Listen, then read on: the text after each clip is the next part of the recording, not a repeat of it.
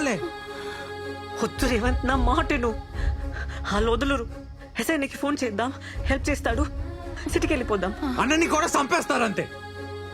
నీ బాబాయ్ మనల్ని చంపేస్తాడు, మీ చెల్లిని మీ అమ్మని కూడా చంపేస్తాడు. ఇప్పటికే వాళ్ళని అక్కడ వదిలొచ్చి తప్పు చేశామనిపిస్తుంది. మనం సావాలని లేదు మౌని, కానీ బతుకు కోసం ఈ ఉరుకులాట మాత్రం నాతో కాదు. ఇంకా చస్తే చద్దాం, కానీ తేల్చుకొని చద్దాం.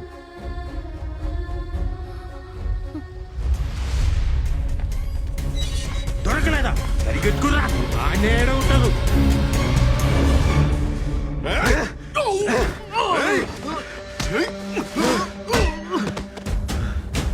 ఎవరిని వదలొద్దు. దొరకగానే ముందు దాన్ని చంపుర్రా, తర్వాత ఆడిని ఆడి అమ్మని చంపండి రా.